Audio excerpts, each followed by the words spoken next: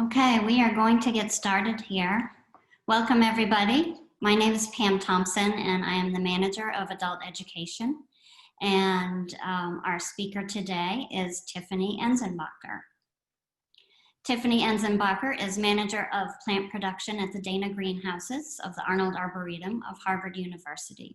She has an MS in plant pathology from Michigan State University and a BS in plant sciences with greenhouse management concentration from the University of Missouri, Columbia. She grew up from a family of plants people, and her great-grandfather started Pesce's greenhouse in Illinois, and it is still operating 7 days a week. Prior to joining the Arnold Arboretum, she was an intern at the Chicago Botanic Garden. And in between her BS and her MS, she was at the Morton Arboretum in Lisle, Illinois for 5 years. She pursued her graduate degree in plant pathology, and then she did some work with the Department of Plant Pathology at Penn State University. And I'm going to turn the tree mob over to Tiffany. We are recording this tree mob, and I will attempt to answer questions that people submit through the question and answer box. Great. Well, thank you so much, Pam. Let's get started. One of our responsibilities here at the Dana greenhouse is repropagating or cloning plants that are already out in our living collection. So we have a list of slightly over 200 plants that are so important to our Arboretum's history and our future. So maybe they were collected by our founding director, Charles Sprague Sargent, by a famous plant explorer, Ernest Henry Wilson, or maybe it's the only plant that remains of a specific species. And these plants are failing out in the living collections. So they may have a pest problem, disease issue, or be struggling with a nutrient problem. So it's up to us to make sure that germplasm, that DNA, continues to live in our living museum. And we do that by softwood cuttings. So out of our list of slightly over 200, we have 60 to 70 that we try to propagate by softwood cuttings. And before I get into a demo of how to do a softwood cutting and show you our fog house here where we root our cuttings, I like to just preemptively answer 4 questions that you might have. The first one is, what exactly is a cutting? So it's removing a plant part, like a leaf, a piece of a stem, or a piece of a root, to create a whole nother plant identical to the original. So you may have done this at home with your African violet houseplant, where you removed a leaf, then stuck it in some media, and then you grew a whole nother plant. The second question, so what is a softwood cutting? So I have one here. So this is this season's growth, so the growth from this spring, that is soft, bendable, flexible, okay? And typically the terminal leaf, the top leaf, is smaller than all the other leaves on the shoot. And the terminal bud, the end bud, is not quite developed yet. And typically we're taking our softwood cuttings here at the Arboretum from our woody shrubs and trees, end of May through June into July. So this is perfect softwood cutting season. The third question, what are some other types of stem cuttings that we do? So after softwood season comes greenwood, and greenwood is later in the summer, and that's when that shoot, that stem starts to lignify or become woody.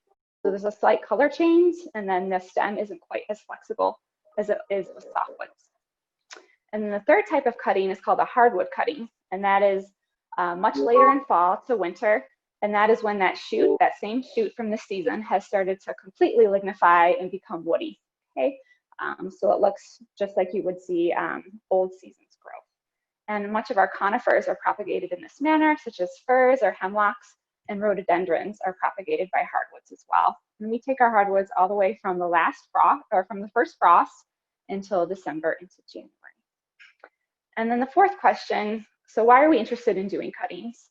Number one, you create an exact genetic replicate, okay, identical to the parent. So we have this beautiful hydrangea in the Bradley rosaceous garden.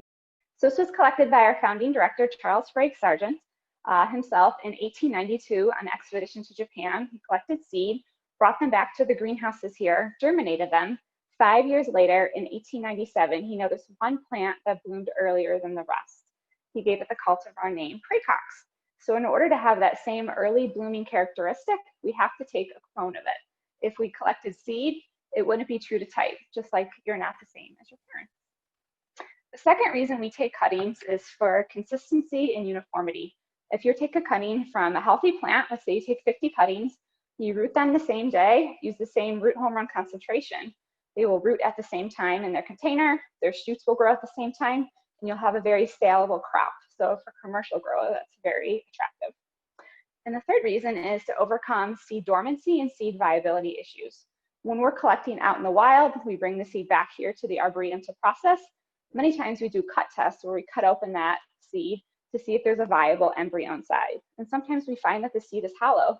The flower was never fertilized. So in order to overcome those issues, a cutting would be desirable.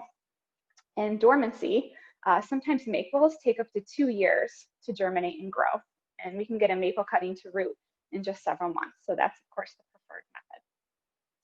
Okay, now we've answered those questions. We can talk about the characteristics of the plant in your garden that you may want to propagate.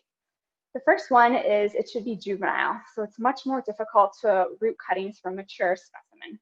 So if you have a 5-year-old shrub, you should have no problem rooting that plant. Okay. Second characteristic, it should be free from diseases and insects. So those problems will just perpetuate onto your cutting. Third characteristic, it should have some non-flowering shoots. Okay, the plant is putting all of its energy to create flowers and to create seed. So you'll have a better chance of rooting if you collect cuttings from a non-flowering shoot. If you don't have any non-flowering shoots, if it's not the right time, you can cut those flowers off when you stick your cuttings. And fourth, it's a good idea to have some sort of knowledge if the plant that you are interested in propagating will actually grow by softwood cuttings. So I have a couple plants here today that root very easy. So here we have Clefra alnifolia, our summer sweet. This is a dwarf cultivar hummingbird. It grows about 3 to 4 feet. Flowers in late summer, really sweet smelling flowers. Cornus roots well. This is or dogwood. This is red twig dogwood. Blooms in late spring. Of course, it's known from the crimson stems that color up in winter. We talked about hydrangea. Hydrangea roots really well. And here we have some salix or willow. And we have spirea. Forsythia, so those produce those beautiful yellow flowers in very early spring before the leaves. And lastly, Weigelia. So we have some old-fashioned Weigelia, and this is another species, Subsessilus. Okay, so those root quite well. And how do we know if we should be rooting softwood cuttings, right? So we have done many, many, many years of research, and here we have a index card records all the way from 1960, so 1960, 70, and 80. So we peruse through all of these records, check our plant records database, and see what has worked for us in the past as far as the date collected, hormones, etc. Okay, so now we're ready to talk about going out and collect. Typically, you want to collect in the morning. That's when the plants are most turgid. They're not being beaten down by the afternoon sun and afternoon heat. Okay, and then you want to grab your equipment. So you want to make sure you have very sharp pruners so you're not tearing the stem when you take your cutting. Pruners should be sanitized so you're not transferring disease from one plant to another in your garden. So we use 70% ethanol here. A nice bag to collect your cuttings in. A mist bottle so you can make the bag humid while you transport your cuttings. And lastly, labels and a pencil so you can write down what you're collecting. Okay, when you're out collecting, we're going to do this all inside, so it's easier. We're going to spray water inside our plastic bag, just enough to coat the inside surface. Okay. If you have any extra, you can just dribble it out. All right, now we're ready to collect. So first of all, you want to walk around your plant to see where the good cuttings are. So most of the time, the best cuttings are on the south side where it gets the most sun. So size up your plant, and suckers work really well. So if you're collecting from a spreading suckering shrub, this is ideal.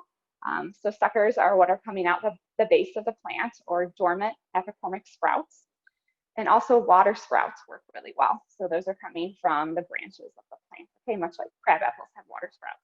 One thing to think about if you're collecting suckers, if you have a grafted plant, so if you have a cherry in your yard or a crab apple, many times those suckers may be from the rootstock of your grafted plant. So if you're unsure, you don't want to collect your suckers, but focus on the water sprouts and then the new season's growth from each of your twigs. Okay. first plant we're going to talk about collecting cuttings from is Prunus Prunus pumila variety depressa gusnelquist, and Pam has a picture to bring up for us. So that is a long way of saying this is a cultivar of sand cherry. Gusnelquist was a plant breeder and a University of Connecticut professor. But this was collected by a former plant production employee. His name was Rob Nicholson in 1990 along the banks of the Connecticut River in New Hampshire. Why is this so interesting? This is a sprawling, spreading form of sand cherry, which typically grows to around 8 to 10 feet. And this grows only about 12 inches to maybe 1.5 feet. So here we have it at actually the Dana greenhouse facility in some of our landscape beds. So you can see it's a very vigorous grower. In fact, ours was completely chomped on by rabbits this winter, and it has rebounded very well. So now, Pam, I'm going to take cuttings from it so you can put the screen back on if you can. I'm just going to adjust the screen so you can see my work surface here. Great. So as I said, we're interested in the new season's growth. So you should be able to see where the old season's growth is. It should be darker in color, and you could see the scar or the ridge from one season to the next. And we're mostly interested in at least 4 to 6 inches of growth and thick growth, so pencil size diameter or whatever this plant can offer. So pencil size, 1/4 of an inch or so. So this is a really excellent cutting here at the end. I'm just going to snip it off. And something to consider is always keep the plant in saleable shape. So do good pruning cuts when you're pruning your softwood cuttings in your garden. So I'm just going to do a nice angled cut at the bottom, right underneath a node. And a node is right where a leaf is coming out from the stem. So I'm going to take this off so you can see. I'm going to do an angled cut about 1/4 of an inch under my node here. And then I want to strip the bottom leaves off because this is going to go into my potting medium. And if I leave them on, they're just going to rot underneath the surface. I'm going to strip off several leaves here. Actually rip the stem, a wound. So that actually creates additional adventitious roots in that area. And then I'm going to do a cut right above this top node here. And I'm going to do a flat cut. So I have an angled cut on the bottom, a flat cut at the top. This is really great. We do this here after we stick our cuttings in water for them to become more turgid. If we have a bunch of cuttings, it's easy to tell what's the bottom and what's the top if we're going fast.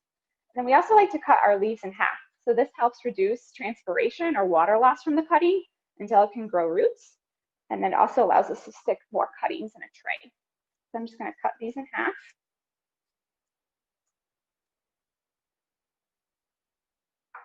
And then I'll pick another nice one here. This one's really great. And if you have a long shoot, you can do several cuttings from each one. Let's gently strip these off here. Do an angle cut here, about 1/4 of an inch under that. Take these off because these will be under the media. And we want about a 4 to 6 inch cutting.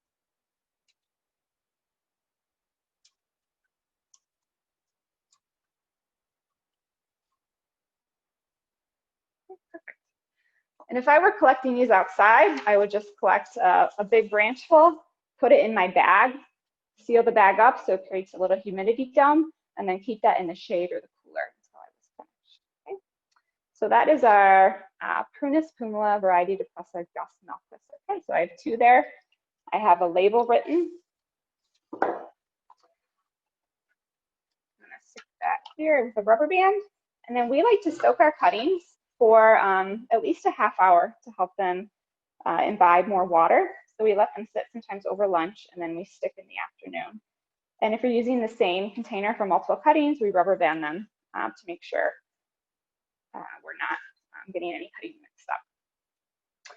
All right, Pam, if you want to put on the Heptacodium picture, please. Great, the next plant we're going to take cuttings for you today is Heptacodium myconoides, or 7 sunflower. So the Arnold Arboretum actually introduced this to North America in the 1980s. It is a beautiful plant. If you've ever entered the Arboretum through the Center Street gate, you can't miss this. 7 sunflower because it's 7 flowers and its inflorescence at the end of each stem. It blooms late summer when not much else is blooming and very sweetly scented.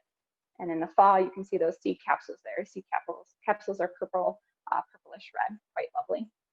And in the winter, the leaves drop to reveal exfoliating bark. So it really has all season interest. Great, and this is a small tree, large shrub. So we have one growing in our facility as well.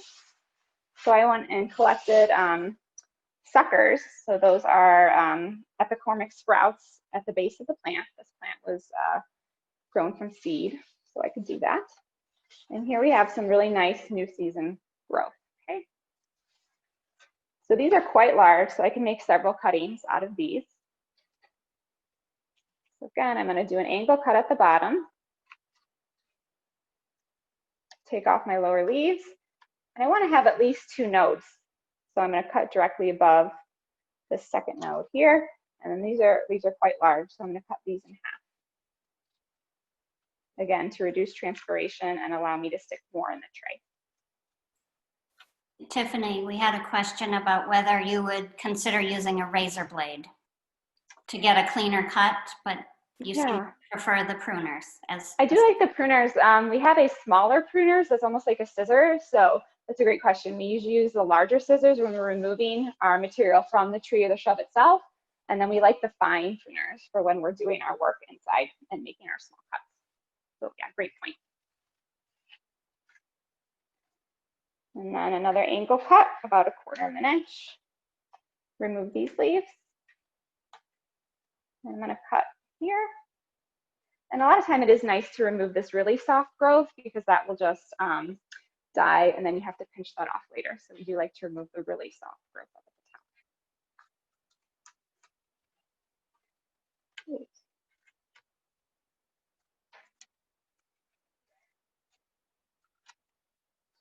And as far as the quantity, so we find you probably would get about 70% to root. So you should definitely stick more plants than you want or than your neighbor wants from your yard.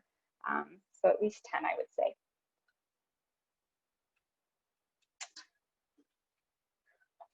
And I lost my cutting, so I will do one more. Then angle cut. And this is going to be a tall cutting. And again, that cutting the leaf area reduces the amount of transpiration, is that correct? Yes, the amount of water loss. We want to keep the most moisture that we can inside the cutting until it can grow roots. This doesn't harm the plant. If you have a very small leaved cutting, you can certainly keep the leaves intact.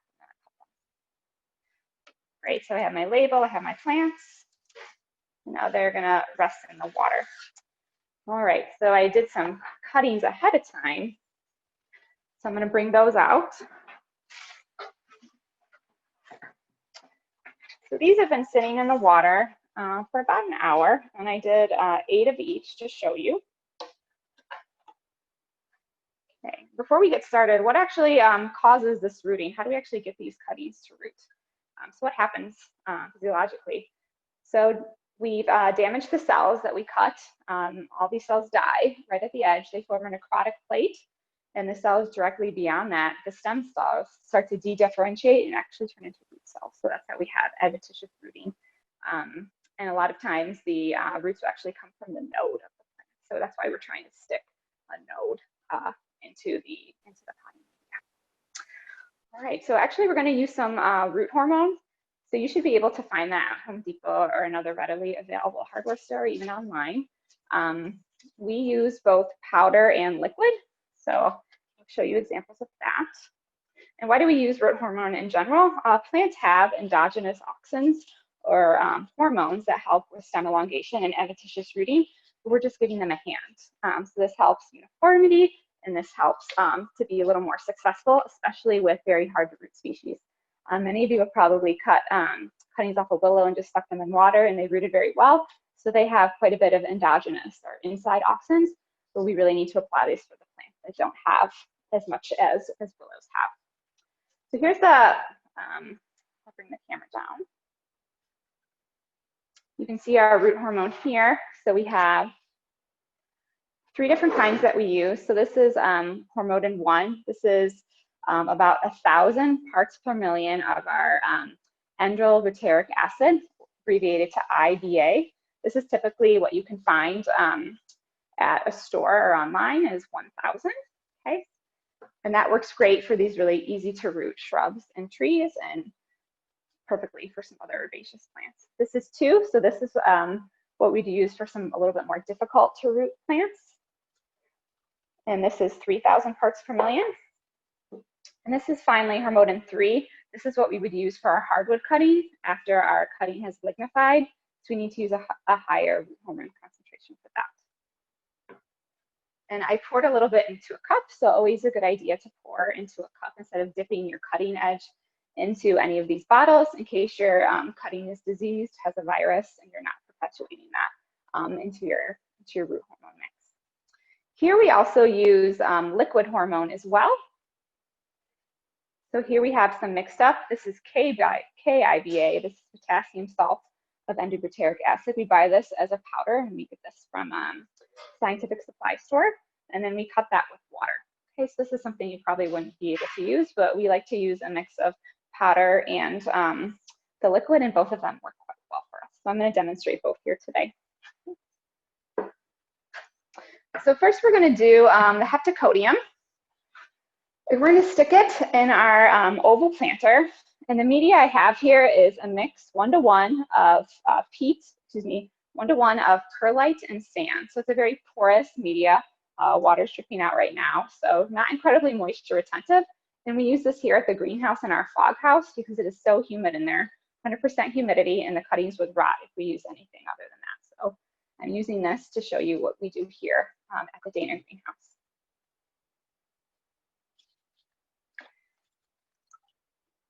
And I'm going to use my liquid to start. I have my label that I wrote with the date and the name of the plant. And you want to shake off all your water. Get your cuttings all even.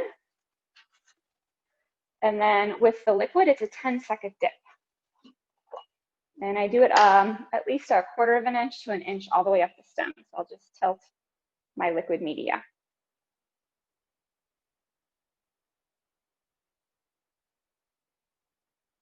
Okay. Gently tap it.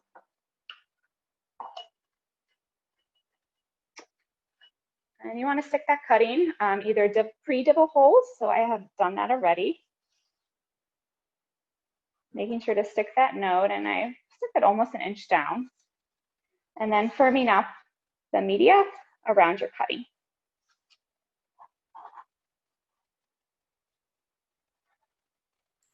And the cuttings are still wet from being in the water, so they're going to do fine. But if they start to dry out, if you're doing quite a bit of cuttings before you can move on to the next phase, you should have a mist bottle handy. You could just give the leaves a quick mist so they never dry out. Could you angle the camera down just to show that, or lift it up? So you're I did pre-wet the media as well. Okay, and you made a hole first? I made a hole first, yes. I dibbled a hole. A pencil works really well because that should be the same size as your. Okay, so these I'm going to stick in our fog room when we walk in there. So I'm going to put these to side. And then for you at home, you probably have quite a bit of potting soil left from all of your containers, so that works really great. And maybe even some planters or some annual cell trays. So that's what I used here today. And that's what we're going to do with our Prunus Pungala variety depressa.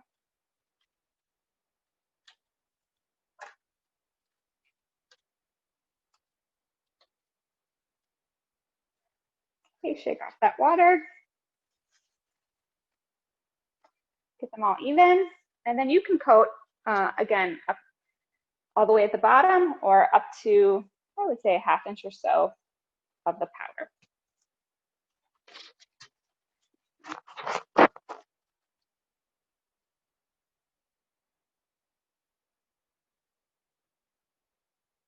And just tap off the extra.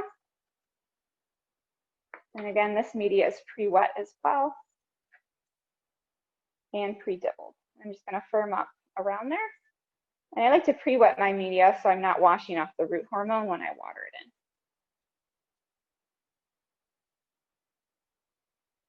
in. What were the proportions again on that?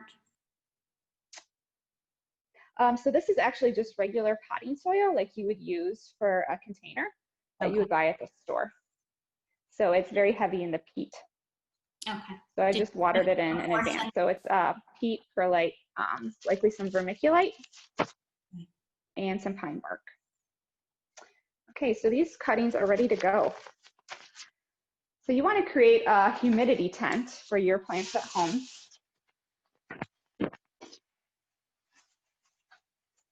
So I'm just going to stick these bamboo stakes in there so the bag doesn't contact the cuttings at all.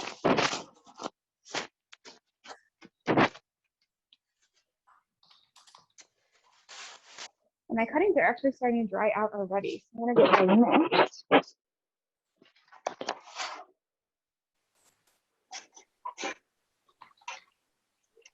Give her a quick mix.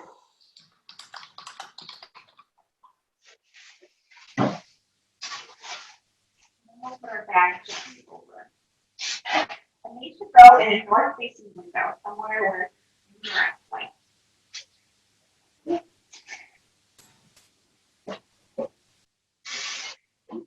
And how long will they take to root? So about 6 weeks.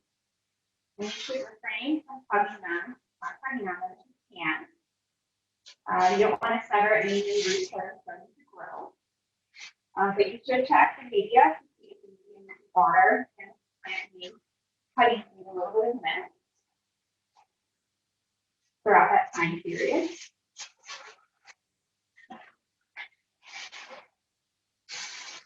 Okay, you can close it with a knot.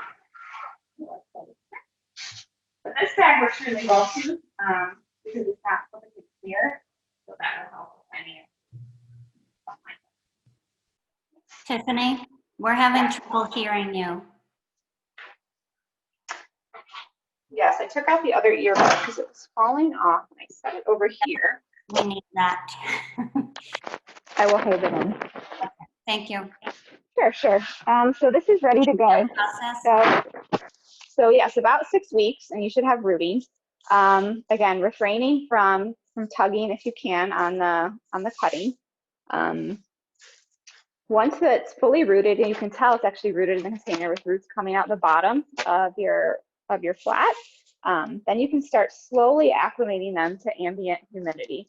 So it should probably take at least 2 weeks before you take the bag off. So very, very gently every day, open the bag a little bit more, making sure to mist them several times a day. And then eventually you'll be able to take the bag off and put them outside. When you put them outside, you want to make sure they're well watered, so check them every day.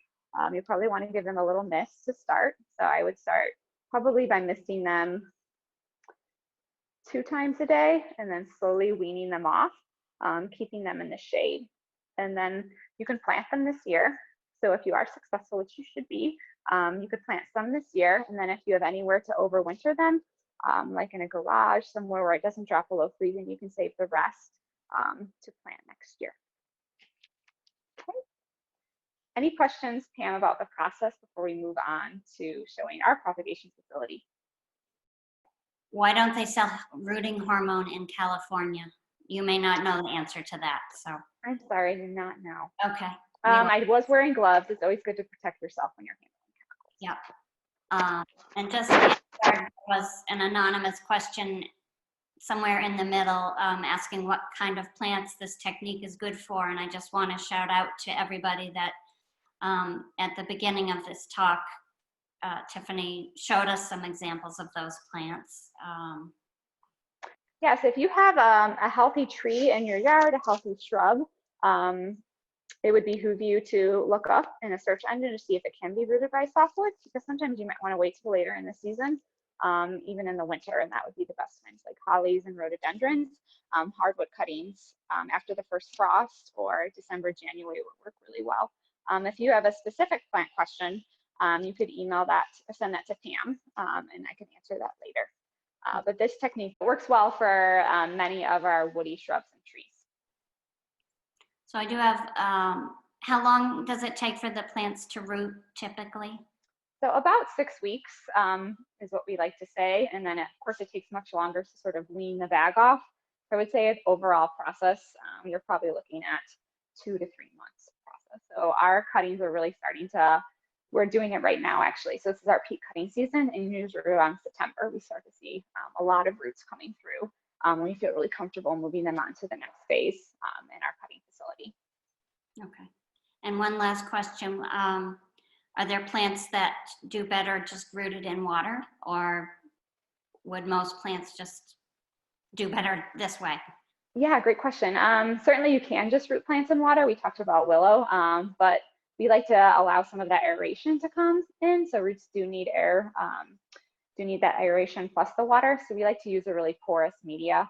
And you'll see when we take you into our cutting facility, how humid it is and how much water, extra water they're getting. All Great, right. so I'm gonna walk you over there so you can see what we're doing here at our Dana greenhouse. So please don't mind the movement here. The first thing I want to show you is just our control system. It's very basic. I'll tilt the camera up over here. So on this wall here, we have a mist and fog controller. So we have our fog to come on 1 minute every 2 minutes from sunrise to about 7 p.m. And that makes it at 100% humidity in that space. And then we also have mist, which I'll show you. The mist comes on for 6 seconds every 20 minutes, and that helps coat the upper surface of the leaf with water, so we're not having any transpiration from our cuttings until we get that adventitious rooting. Okay, so pretty basic setup, but it works quite well for us. Now I'm going to show you inside the facility, and you'll hear the fog nozzle come on, so I won't talk during this time.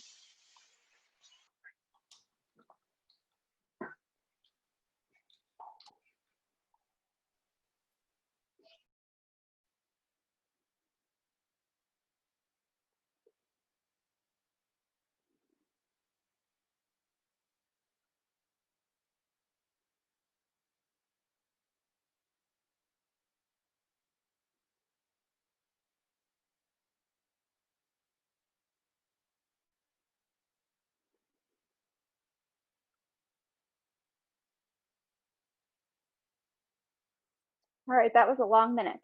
So here we have the softwood cuttings that we've started rooting. You can see our 50 cell trays, which is what we prefer because we do try to take as many healthy cuttings that we can of our very special plants out in the collections. We started doing this end of May, and we'll continue through the first couple of weeks into July.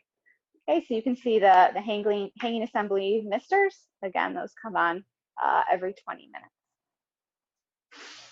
And you can see one come on right now. So it is probably 110 degrees in here right now. We can't open our ridge vents in our greenhouse because that lets the humidity escape.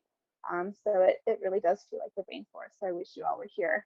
You can feel what the plants are subjected to while they're rooting here. But the plants do quite well in this environment. We have great success with our cutting facility. So I'm just going to take you out before the fog comes on again.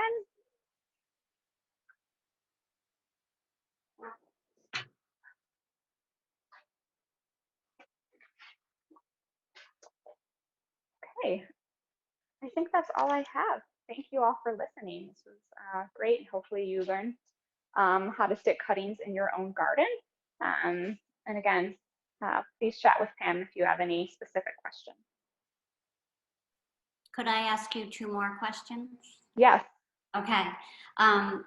Does this method work for oaks, quercus? Okay. So great question. So oaks, hickories, walnuts, beeches are very, very difficult to root from softwood cuttings and from cuttings in general. So we are able to do that here in our facility just because we are able to get 100% humidity. But you trying with this method at home, it would be very difficult for you to achieve success with it. But grafting works really well. So grafting is where you have the rootstock of one plant and you collect a dormant stem cutting in winter and you attach those 2 together and then they grow together. So that is our preferred method. If we can't get cuttings for oaks, hickories, walnuts, and beeches, along with, we have quite a lot on our list are malus, prunus, so crab apples, cherries, we have some pears. And if you have a young plant in your yard, You can certainly take cuttings and you'll have success, but many of the plants on our list are hundreds of year old. So it's difficult because they're so mature. So typically we're grafting those, but we always try by cuttings, and we do have small success with that as well. Okay. Ilex, yes or no? Yes, so great question. Some of our ilex can be rooted by softwood, but the majority of the species are actually rooted by hardwood. So we're doing ilex after the first frost, December and January. But there is a species, Ilex serrata, which we have cuttings on, softwood cuttings in our fog house right now. Okay. And does that bag or the misting, do you get mildew or mold in your bag? It shouldn't, as long as you don't have anything else in there. You may get some botrytis on which is gray mold, on your plants if the plants weren't healthy to start with. So it's always a good idea to remove dead tissue before you put your cuttings in the bag. So if you have a dead leaf, I would definitely remove your dead leaf before you stick your cuttings. Okay, great. Thank you, Tiffany. I am going to attempt to open a PowerPoint slideshow, just 12 slides that show you the process again. So we will attempt to do that. And thank you very much, Tiffany. All right. Thank you. Tree Mob, Growing Plants from Softwood Cuttings, June 17th, 2020. Presenter, Tiffany Enzenbacher, Manager of Plant Production. Moderator, Pamela Thompson, Manager of Adult Education, the Arnold Arboretum of Harvard University. Prunus pumila, variety depressa, Gus Melquist.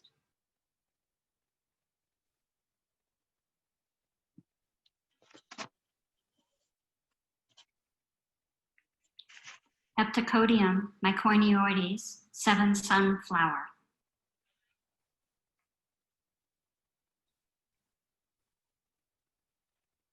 Honeywell interns from 2016, Natalie Buckley Madrano and Wyatt Dixon, harvesting cuttings.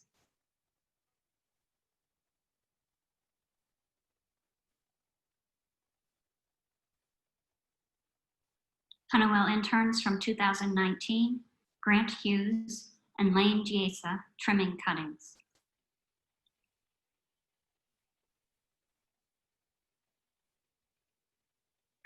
Trimmed cuttings on the left with no lower leaves, and whole cuttings on the right.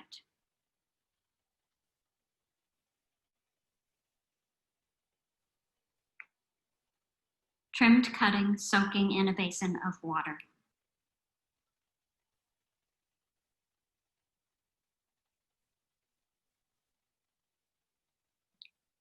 Three jars of rooting hormone powder on the left, and 10-second quick dip in rooting hormone solution on the right.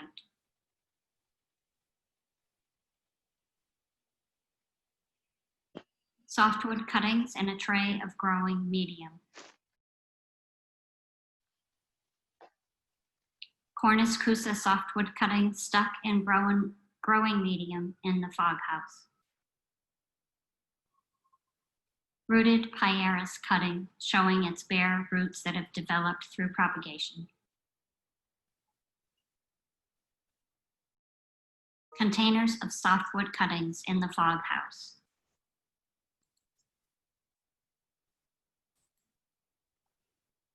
All right, we've still had some more questions come in. Are you willing to answer some? Of course. Or do you have to run? No. Okay. Yes, we air layer plants, different method, different tree mob. Can you use this method on clematis? Yeah, I would have to look that up.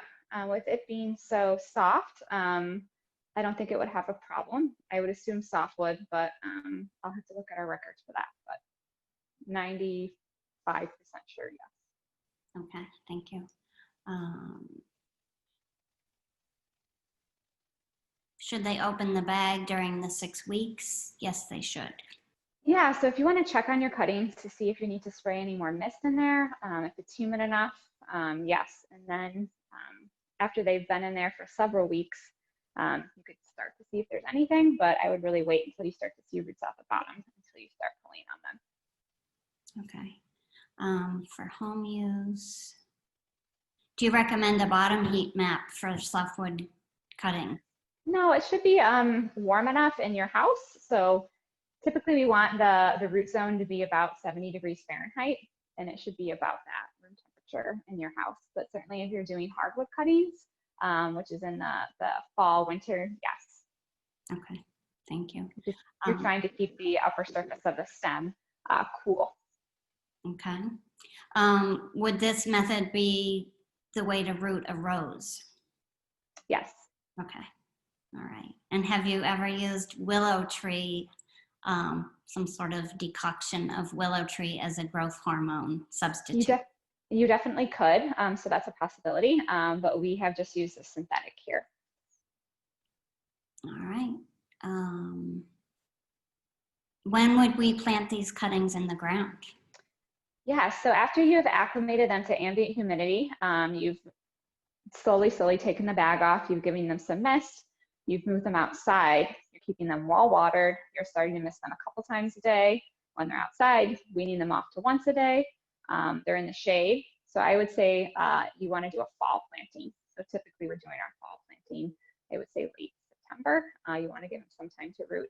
But if you're worried, you can always hold over some of your cuttings until next spring and plant them next spring if you have a place you could overwinter them that's above freezing. So we actually don't pot up any of our cuttings after rooting. So we store them in a cold storage facility, and then we pot all of our cuttings the next year. But if you don't have that ability, if you don't have a place to put them, I'd suggest planting them later this fall. All right, I think we've done it. And just a nudge for Tiffany, people are asking for a budding and a grafting one of these tree mobs. So we'll have to think about it. That'll be either in probably a Zoom webinar this winter by our propagator. All right, great. Thanks again, everybody, for joining us, and great thanks to Tiffany. Take care.